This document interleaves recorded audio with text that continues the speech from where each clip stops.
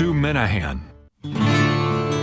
Welcome to Talk Cosmos, the show where Sue Rose Minahan and her panel of guests bring you leading-edge astrology conversations through a journey of soul growth patterns connecting astrology's energetic cycles. Get ready to understand your path in the cosmic roots of the stars.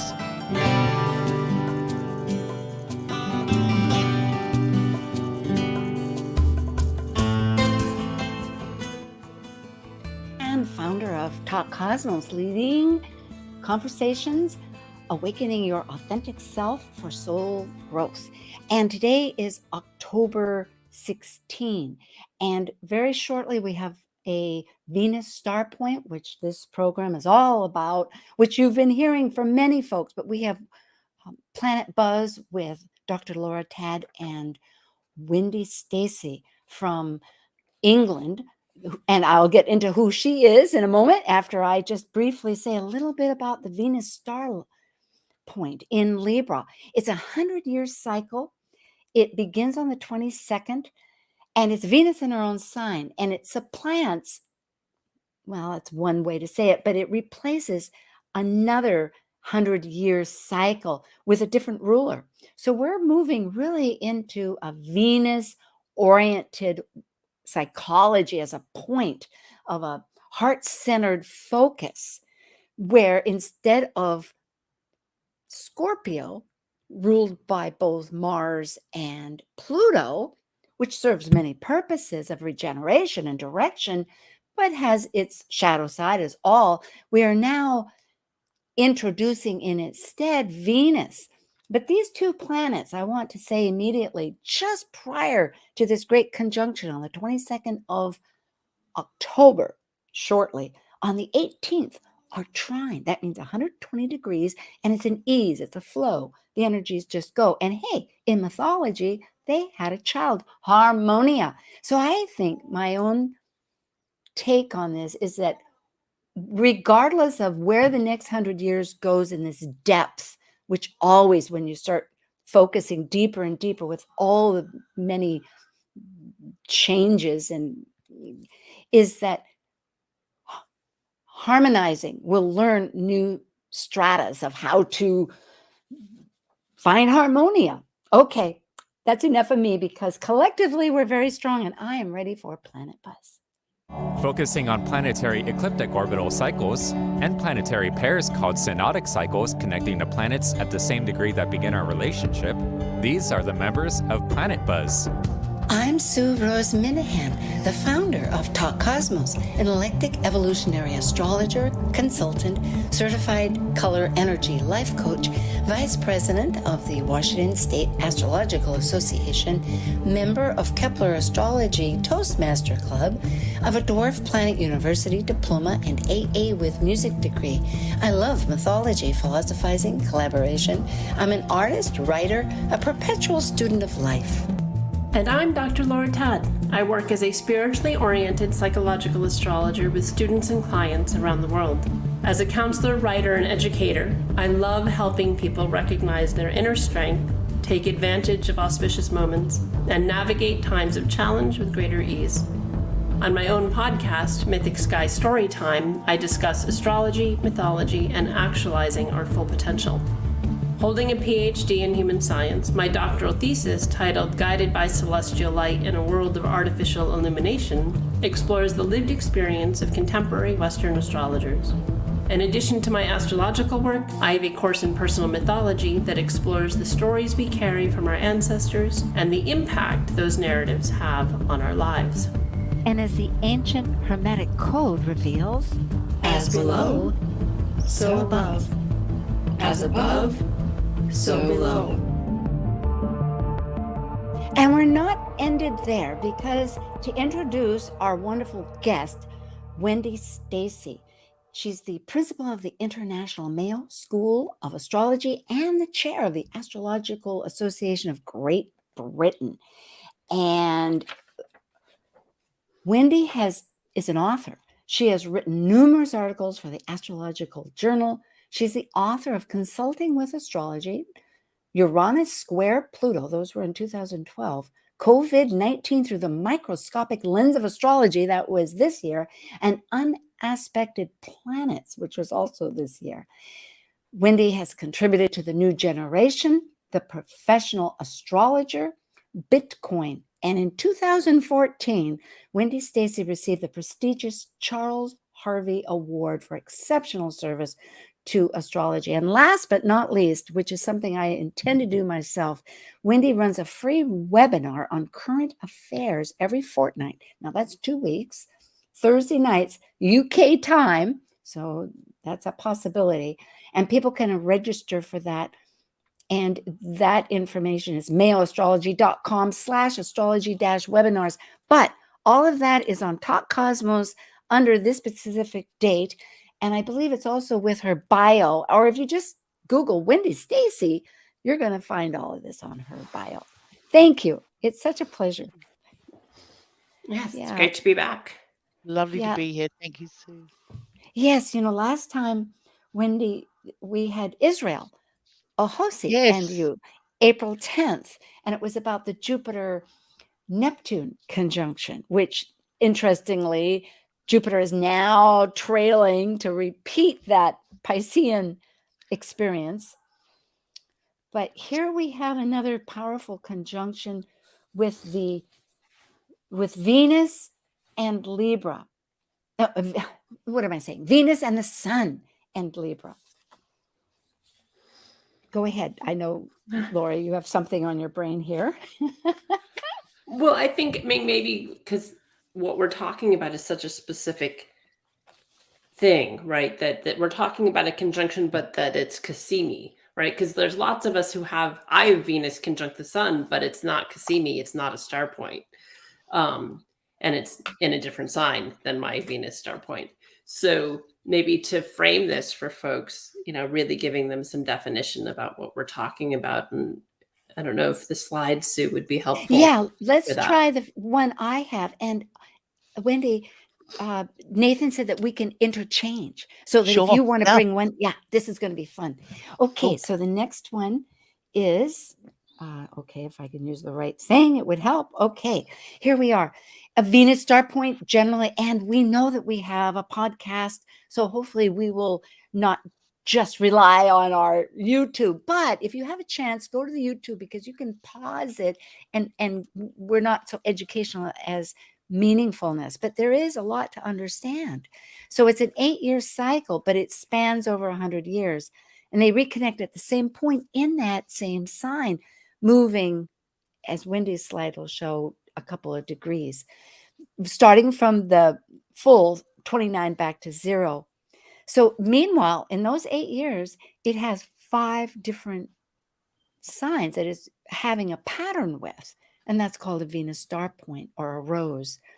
And it looks like this gorgeous rose. And essentially, you can see the 5 Venus star points. They are, as of this very moment, on the 16th, we still have Scorpio, which was 3 degrees Scorpio back in 2018. But very shortly, on the 22nd, that's going to be history, and it'll be 29 degrees of Libra. So if that is something in your chart specifically, that's going to resonate. These points sit there like a back frame. It's a lot to understand. Ariel Gutman is a wonderful guide. There's many YouTubes going around at this moment too, and her Venus star rising. But these 5 points, which are in Libra and will be in Aries and in, well, I'm not saying them systematically, Capricorn, Leo, and Gemini. So we can go back to that. Okay, that's all I wanted to say about this. Go ahead. We can bail out of that. Well, I think, what's interesting to be looking at is because there is this huge shift that's happening. So what we're looking at, what Ariel unpacked or stumbled upon in her research, right, was that looking at these exact conjunctions of Venus, that there's these very long cycles that end up showing up. And we are just in this next few days shifting into a period of time that no one on the planet has ever experienced. No one alive today has been alive, was alive for the last Venus Sun star point in Libra. Because it's 150 years ago was the last time they were conjunct. So we're looking at this global shift, in addition to however it lands for you in your own chart, for those of you who know your own chart well enough to know where 29 degrees Libra is going to fall. There is this collective shift that we are entering into. We do get a little bit of the Scorpio has a little bit of time to finish up still. 2026 is when we're officially is the last one. But when you're talking about 150-year cycles, it's sort of like when people talk about, oh, the age of Aquarius. When you're talking about 2,500-year cycles, if you're off by a decade, it's still pretty close. Yeah. And so looking at that, Libra as an archetype being very tied to Venus, and this, about beauty, about equanimity, about fairness, and so starting to see, and I think just like particularly with the outer planets, major transits, they tend to announce themselves, right? That what's the mundane, the global shift isn't like, oh, on the day it all changes. No, there does tend to, I think what we're seeing happen in Iran is very much a representation of this Cassimi that we're headed towards. Yes, rebalancing polarized extremes. It's been led by women. And well, true. That. And Wendy, I want to make sure that if you can bring in any of your presentations also, it's going to be a bit of a juggle here between all of it, but that's fine. That's fine. Yeah. I mean, it's interesting as you were talking, Laura, as well. I was thinking, when we look at mundane cycles, I love how you said announce themselves, because that's what they do. Or Laura, you said, sorry, but I'm just reminded that we're just sort of entered into the air, 2 centuries of air with the Jupiter-Saturn conjunction that started in December 2020, but that announced itself in 1980-81 when Jupiter-Saturn conjoined in Libra. And all those things that Libra, and I'm just reminded of things like gay rights, de facto living together rights, divorce becoming more normalized, all these relationship issues. I'm just sort of in my head now thinking that these were all, I mean, I remember in 1981, Kramer versus Kramer won the Oscar for that year. And it was very symbolic of relationships, changing relationships, which changing families as well, nuclear families. So we were introduced, and this is going to build on that as well. I think all these similar issues, and that may even be part of the thread to Iran, because the late 70s, 80s, that's when, I have a friend who was fled. His mom was Canadian, so they were able to get out. But 82, they fled Iran. Interesting, because that's when the revolution there happened, and stuff shifted in the way that now people are rebelling against. So there may be a tie to, just archetypally, we're seeing that being repeated now. Yeah. It is very fascinating. I'm wondering, just as far as going ahead here, if we should bring in a chart to show. And now, Nathan, can you bring up the slides again? I know Wendy can do hers, but okay, because I have to. There's the 5, but here, the 150 years that Laura was mentioning. And I noticed that Ariel was mentioning that music. I started to think, of course, Libra has a lot to do about art and music. So I started Googling. Well, the camera really became very powerful during that time. And it's talking about relationships. I'll stick with that. It democratized, I can't even say the word, but made painting, because you could take a picture. There was more of a liberty. In fact, some of the artists said it's dead, because, interestingly, and the other half said it's free. Art is free now, which is showing the extreme of also entering in when we try to repolarize anything or new wherever this is going to lead us, we know we're technology. There's a lot of technology, but in that birth of the tides coming in and out, there's going to be different extreme attitudes. But Great Britain, with the Industrial Revolution that had started prior, really updated their spinning and weaving, which changed textiles, because we're looking from 1771 to 1880. That's when Uranus was discovered, just shortly after, and then also Neptune. So our relationship with the universe changed. And music, gorgeous music. And of course, there were democracies, the USA, France, and many others that are still happening. It's interesting you say so too. Just remind, like in 1842, there was a Jupiter-Saturn conjunction. It was either in that or the 20s in Taurus, the other Venusian sign. And that is the first time landscape was painted. Yes. So when it was in Taurus, the landscape, I mean, I was watching the British painting show and they were talking about when this started. I thought, that's Jupiter, Saturn, and Taurus. So I think when it goes into Libra, you're going to find more different genres of people, portraits, who's painting what, you know, like, I don't know, self-portraits, I'm not sure, or that same polarity with Aries Libra, like painting other people, or relationships, painting people in different ways, maybe. Perhaps. Oh, it's exciting. Yeah. I love this. And I was thinking strongly, because here too, it correlated with the move out west. And so all these painters came and made huge, great big landscapes. Yeah. So in England too. Yeah, that's exciting. So here we have the bi-wheel of the two, if we're ready to do that, one of the bi-wheels. But actually, I don't know if this is a little premature, because we haven't, maybe not. What do you guys think? Yeah, I mean, I think there's so much to unpack here, because it's when I pulled it up, I was like, oh, it's not just the Venus Star Point. Wow. Okay. There's lots of returns happening.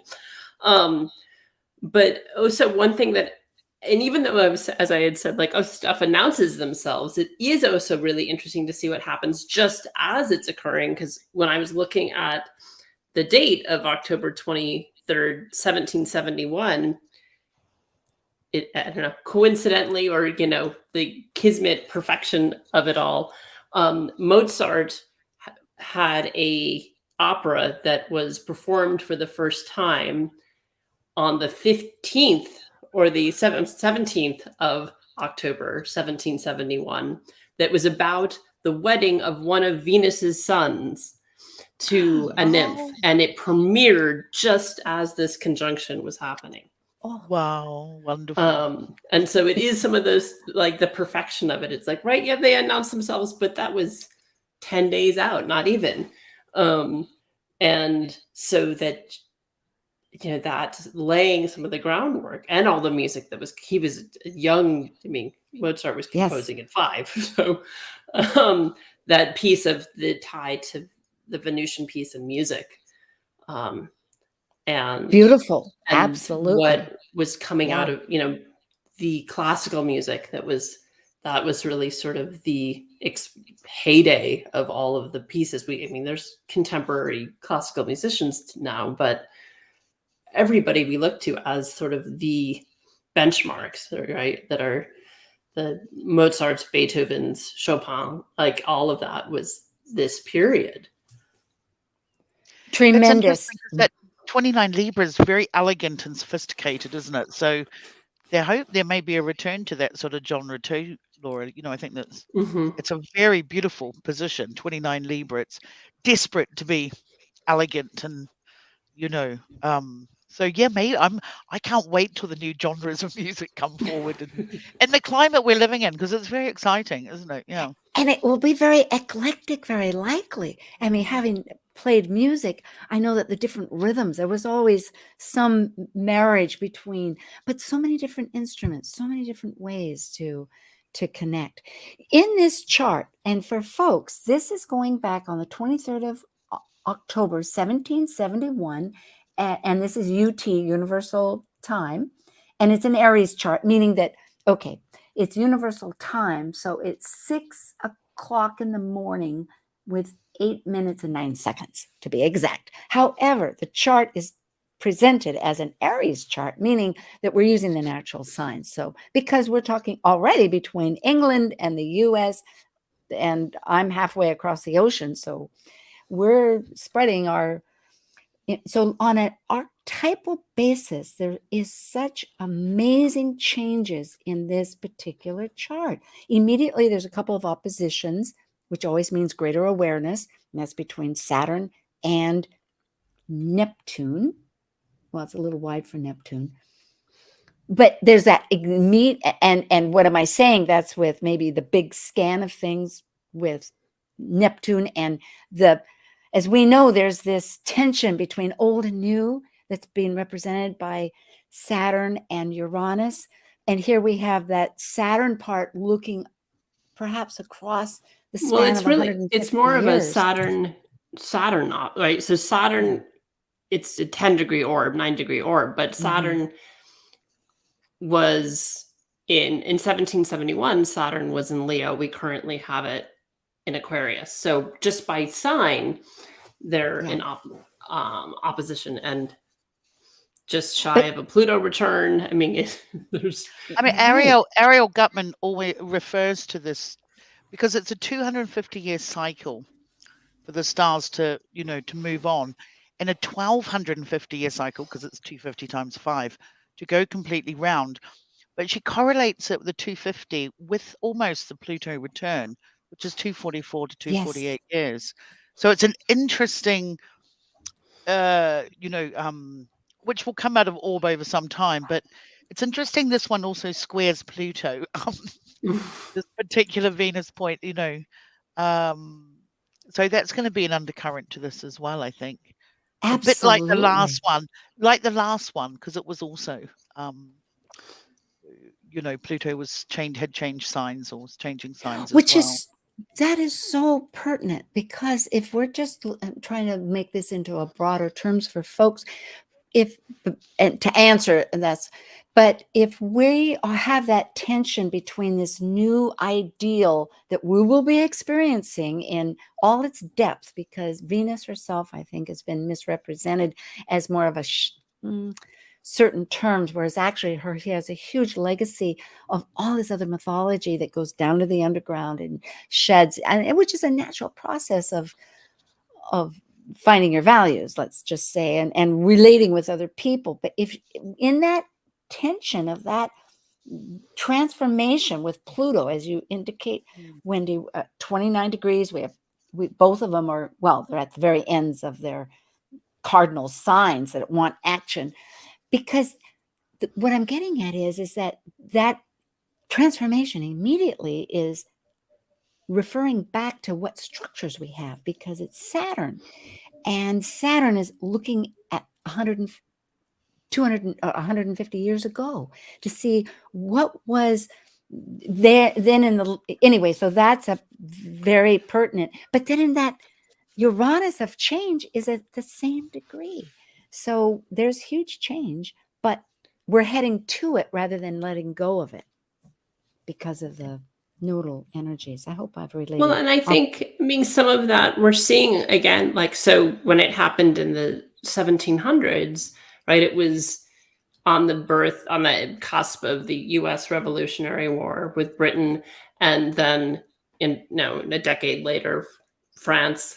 And but so much of that was about equity, about what was just, about fairness, about who, trying to, that being upended, and that being part of what we're seeing now too, of what's fair.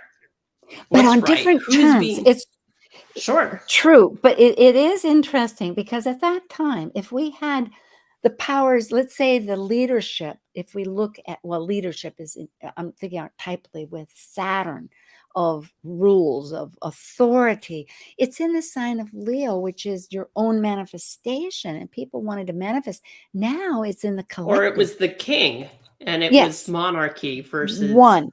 Whereas England too is democracy. There's this, the Commonwealth has, and I can be corrected, I hope, for sure, has this reverence of that, but it doesn't rule them. It's more of a subtle Today, but in the 1700s, right. No, that's it what I'm was the talking about. king in So both that's Britain and France.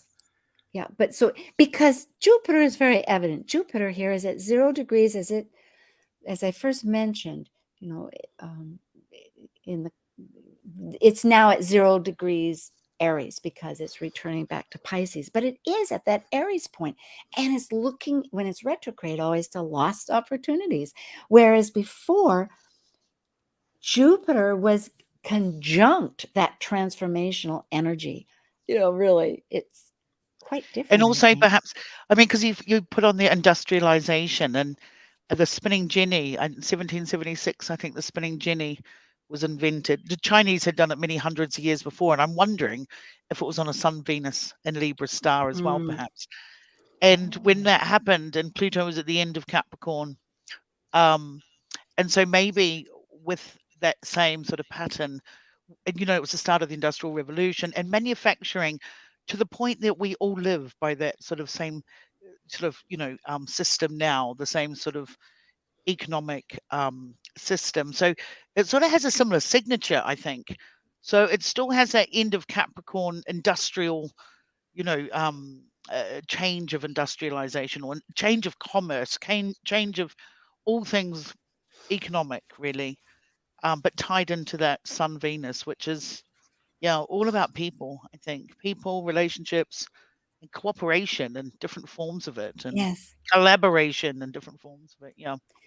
And the wound, I immediately see that Chiron is at the very end of this collective in Pisces, which we could say so much. We're in the era of Pisces, we're going into Aquarius, but here in this chart, as it has been for 8 years, it's in the middle of it.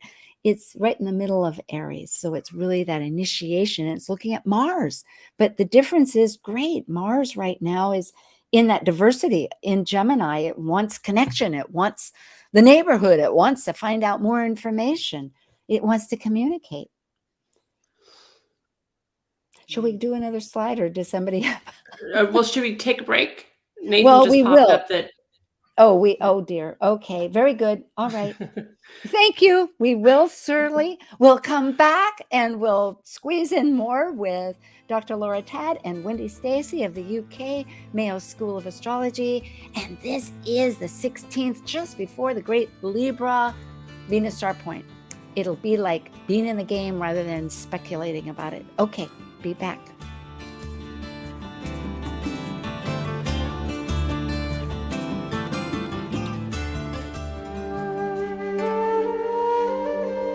While we take a break from this week's edition of Talk Cosmos, let's take a look at this cycle's archetype. We are currently in the Yang period of Libra, ruled dually by Venus. By leaving the lower hemisphere of the self, the energy of Libra enters the arena where the completed self meets the other than self to form a relationship based on partnership.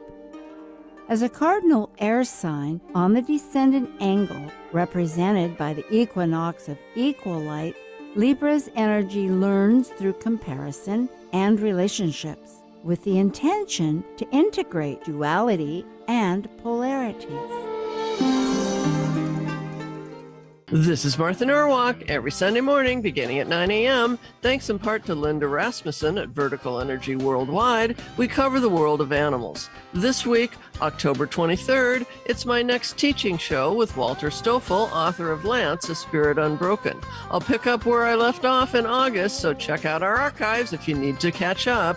Hope you can join us for Martha Norwalk's Animal World Sunday morning, 9 a.m. to noon, right here on Alternative Talk, AM 1150. Talk Cosmos brings you leading-edge astrological conversations with hour-long programs each week on KKNW. The show goes live every Sunday from 1 to 2 p.m. Pacific. Talk Cosmos weekly programs are also available to watch live on Facebook and YouTube, along with daily chats throughout the week on the Talk Cosmos YouTube channel.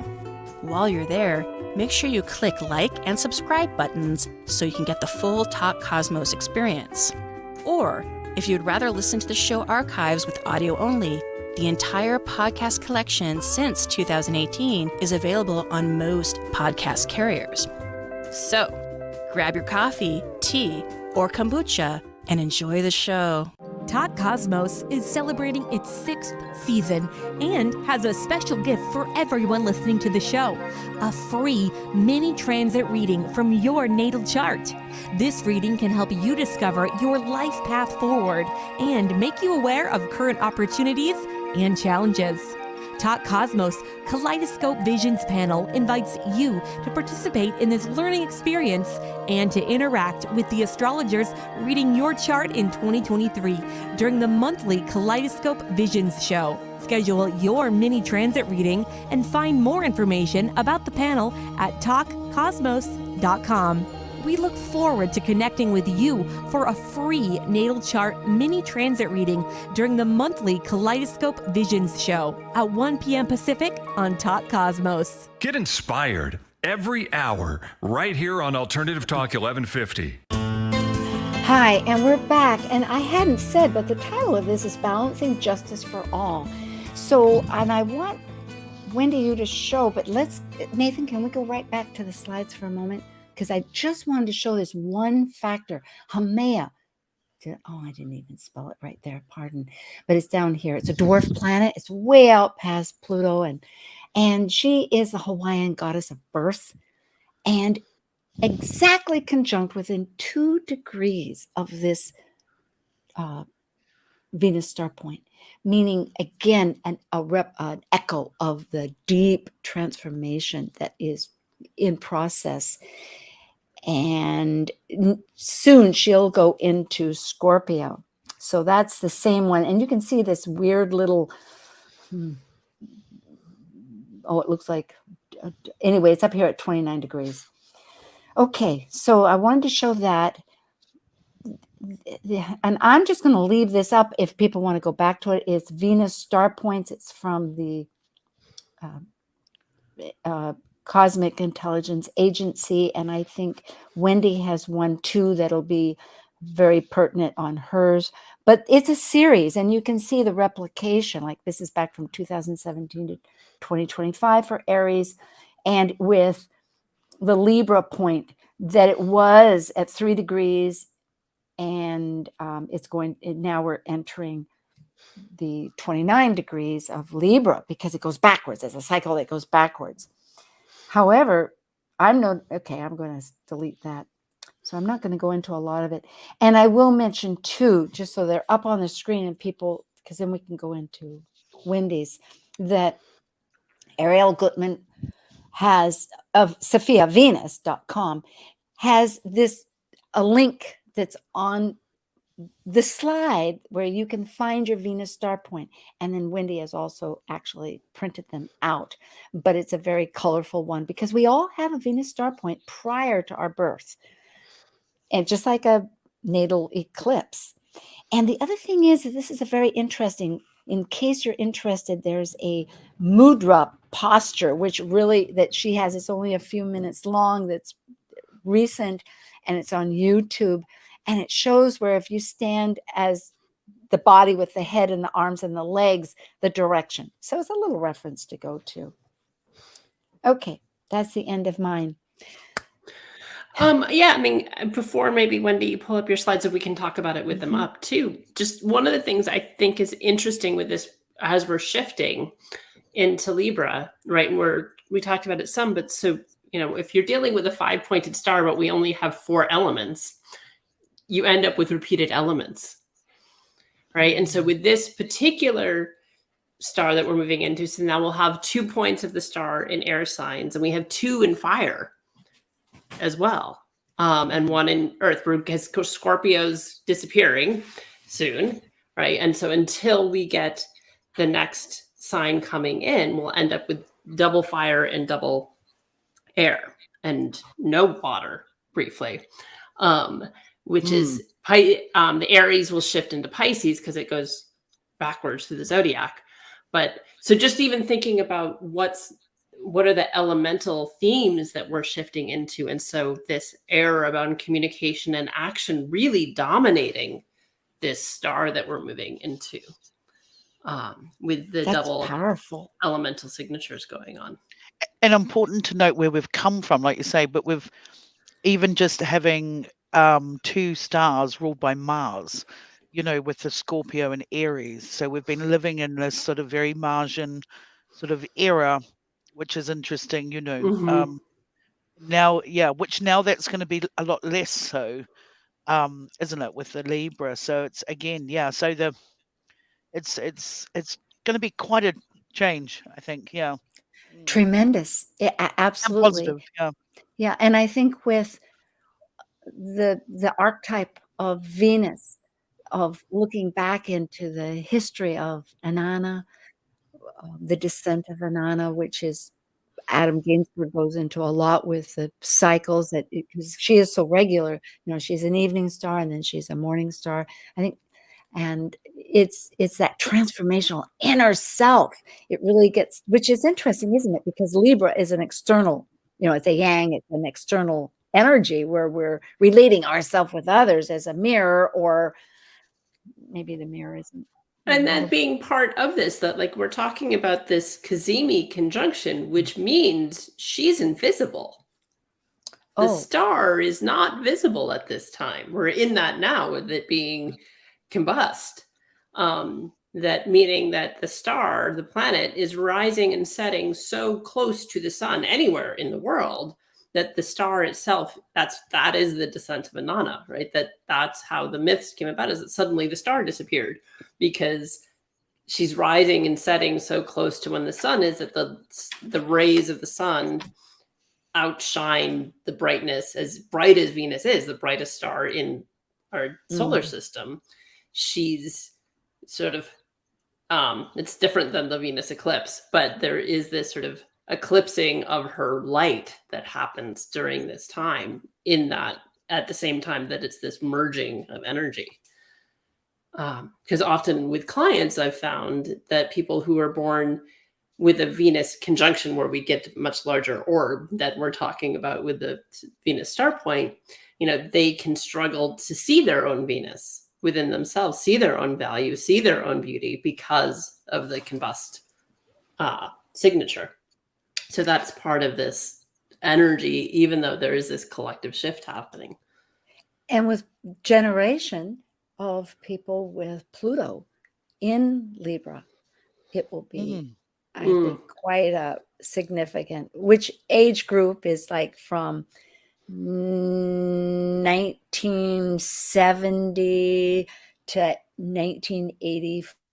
Because I have it. I've got Pluto at 8. And forth. Right. So yeah, what, 73 or so. And everyone born around the 20th to the 22nd of September, it's going to be, it's going to be on their sun, which is, fabulous too, isn't it? Yeah. Yes. I think it's also interesting. Like I know Venus is, we think of her as Aphrodite and things like that, or not necessarily that she's, we have these sort of associations with her and archetypes and that too, but she's also rules, she rules, well, I shouldn't say she, but I say it in a archetypal sense, not necessarily in a gender, but in Taurus, like Venus also rules Taurus, and there we have other myths in terms of nature. I mean, in my own creation myth, in Polynesia, in Maori, in New Zealand, she is Papatuanuku, and she rules all things on the earth. And it's interesting, we're moving out of fire, Scorpio and Mars, and moving into Libra. And I just, be interesting to see what happens on a more planetary climate, saving the planet. And at 29 Libra, it's very desperate. It's a very interesting degree. I know it moves backwards, not forwards, but it's still a sort of, may have a lot to do with the planet and investment in it, perhaps. Should we see some of your slides? Should you Sure. want to present? Okay. And thank you for that. I'm so glad to have the heritage, because there is much beyond the Greco-Roman that dovetails. And with Haumea right there, and as you were saying about the Polynesians, it is an inclusivity of birth, rebirth. Yes. Yeah. So this is just an image of Venus, but this here it's similar to the one that you had on the rose, Sue, which is really beautiful, and also very Libran. It's and this is sort of, I guess, the turned inside out. This is the 5-pointed star that Venus makes with her orbit around the sun, and it's just quite a magical mandala. And this is noted in Mickelson's Tables of Planetary Phenomena book, an incredible book. But this was just an image I thought was fascinating. Yeah. It is, particularly over that span of time, 1989 Yes, to sorry, yeah. 1993. It's a Yeah. Venus Vesta mandala, and it is quite. It's talking about the depth. It shows depth with it, not just a flat imagery. I love it. Weaving, all that weaving. Yeah, it's Yes, lovely. interesting. And this really is just an example of what, I guess it's quite astronomical, but just to perhaps explain what this means, because it's the conjunctions that turn, the Venus from a morning star to an evening star. It's the conjunctions with the sun. And it's always, when Venus, when we say conjunction, it's when it's on the same, from our perspective on Earth, we see them in the same space in the cosmos. And there's two different types of conjunctions. Of course, there's a direct one when Venus is moving forward from our perspective on Earth. And then there's a one that looks like the Venus is going backwards. But of course, she's not. It's just from our perspective on Earth. It's a bit like being on a train and one passing, but going at different speeds. It's sort of like alters your perception. And when we have, and I don't mean to get into too astronomical and too technical, so just stop me, so if you. But the inferior conjunction, which you can see on the slide, is when Venus and the Sun, when Venus is making a retrograde conjunction. But that is when the Venus is between the Sun and Earth, and that is when she turns to a morning star. But it's when Venus is on the other side of the Sun, where we can't see her. And when the Sun is between Venus and Earth, and that's when she has a direct conjunction, and that is when Venus turns into an evening star, and when she's most comfortable there, because from our perspective, she doesn't look like she's going backwards. But you can study this later on the slide. And it's beautiful to illustrate this, and I thank you. And I know some people have said, whether it's Gemini bread, I'm not sure, but exterior and interior, because I'm always working with these labels, but this is very true. Exterior is superior and inferior is interior. Yeah, it's sort of yeah.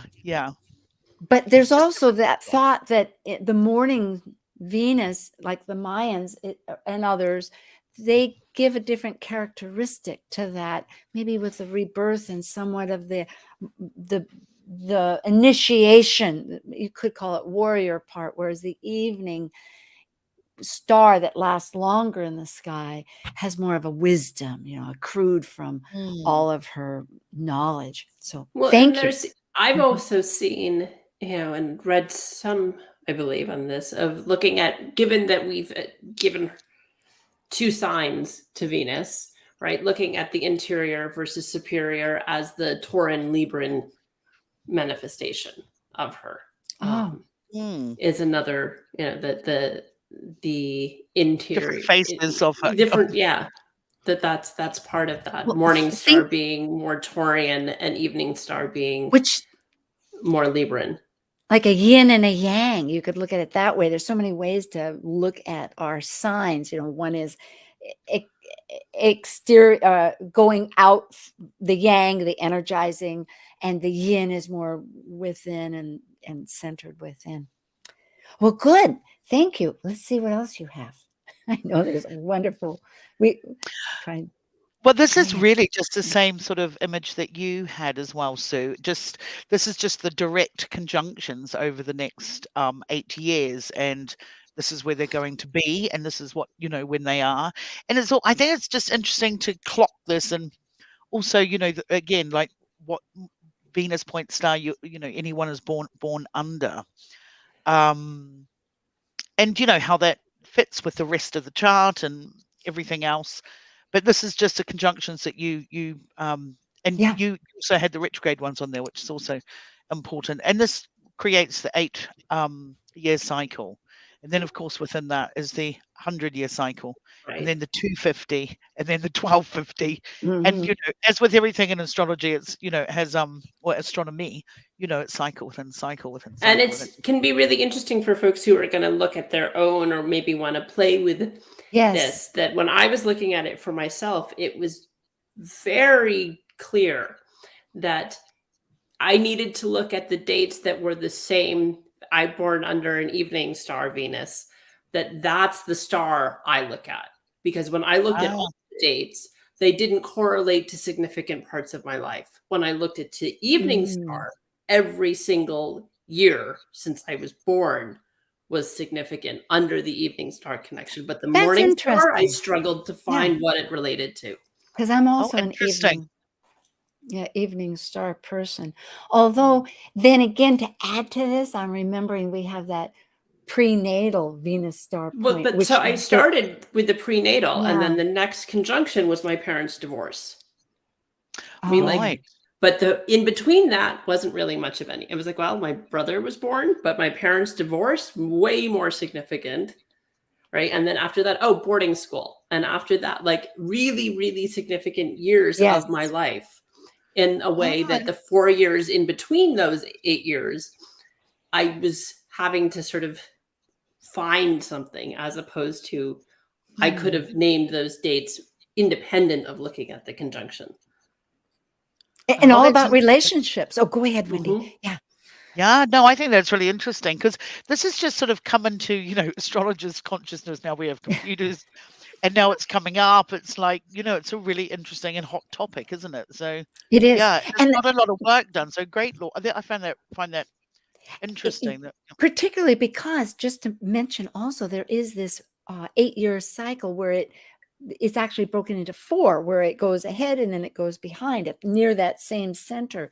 So this is anyway, it's something to integrate. Goody. Here we have more information. Just little points and notes, really. I mean, I have to say that, Ariel Gutman is a guru on this subject, and her book is fabulous. It's really big, and it's beautifully written, and she's, a great woman, and, she her work has really laid the groundwork for all of us going forward and understanding this. And I just like, she just notes that that it's coming up, and just through her work, there's some important points, like every time there is that conjunction in the same sign, it moves back 1 or 2 degrees every time it makes that conjunction. So that's how it sort of regresses or retrogrades back through, or not retrogrades, but goes back through the sign that it's in. Yes. 100 years in that sign, then 150 years not in that sign, basically. So a 250-year cycle, which takes us back to that 1771 that we were talking about earlier. It's interesting. I was just thinking that particular fraction is 2/3, right? And there's so much of the earth that is 2/3 water. We are 2/3 water. I mean, it's a little 72% somewhere in there, but it's close to it. And here we have, if you look at 150 and 100, anyway, a little aside. Yeah.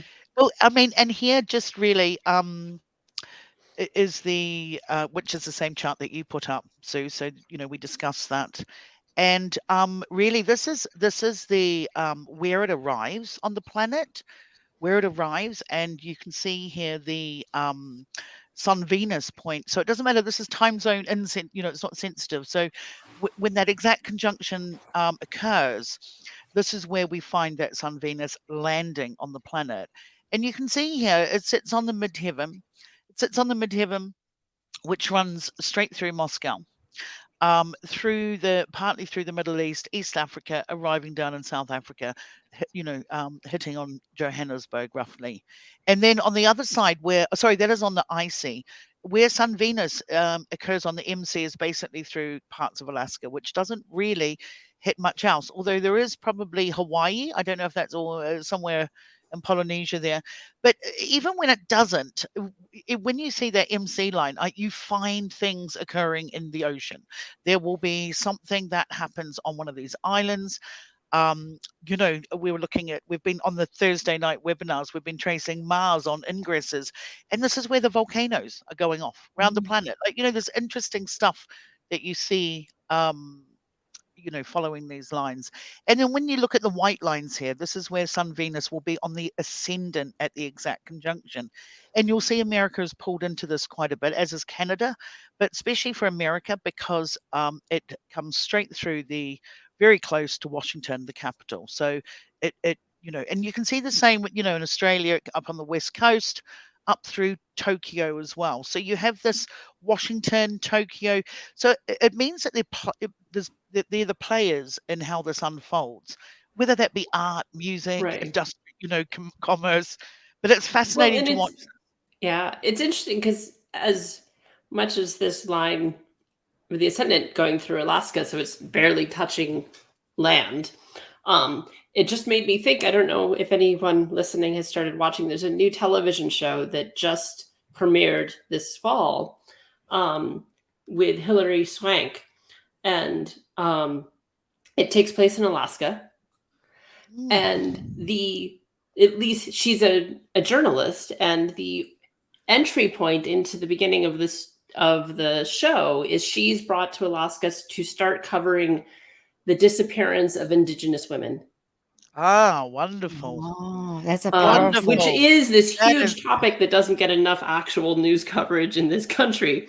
And missing and murdered Indigenous women in North America. It's a huge. What's it called, Laura? Sorry, I think it's called Alaska Times. But yeah, I just saw the second episode. But it's the big story they're covering is trying to figure out what's happening, at least to these women in Alaska that are Indigenous, and they're covering this story that's not getting enough actual attention in the news in this country. That brings to mind. And here's this line that's all about women and justice going through. So it's just an interesting manifestation of this.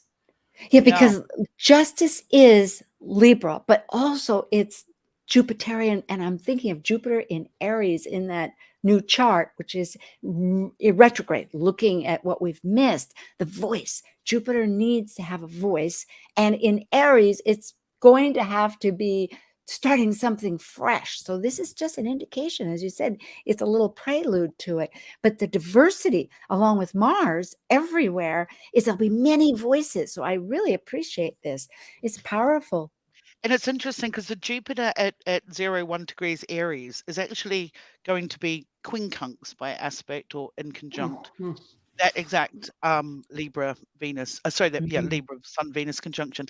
So it's a quincunx. So it's and Laura, you just described the struggle. It sort of describes that the quincunx. So that's I think that's looking at, and this Brazil, I'm thinking of the rainforest. If you were mentioning about nature, and then of course the ocean, we already know that there's, at least here in the United States, of course we're in Hawaii, but over there's all these hurricanes, and of course we have climate change where the temperature is more extreme, and meaning extreme weather. So it's not just on the land. It's very important to realize.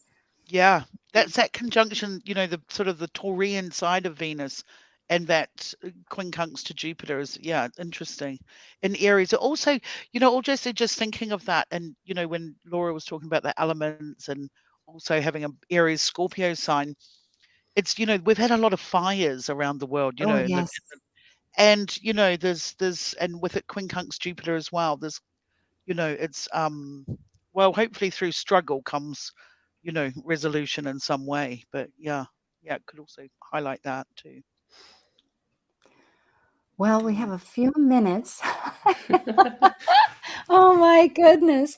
And of course people it's in it's a lot to cover. I think for people to just sort of start playing with and looking at whatever your prenatal, right? And then One of the things Ariel talks about is, so if you're born just before 1, right? If you're like a week or 2, right? Or even 2 weeks before that, then looking at from a progression perspective, what happened when your chart would have progressed there. Ooh, there's all kinds of that. Well, it's relationship going back again and again and again. Here we have it, not just with myself and maybe a spouse. No, it's with everything. Our values of the ocean, of the land, of our philosophy, of what constitutes truisms that we can begin to expand into. Because if we take something that we're grounded with, the fire in the air, it goes into that mythology, it goes into that, oh boy, all kinds of wonderful things. Thank you. It's Wendy, Stacy, and Laura, Dr.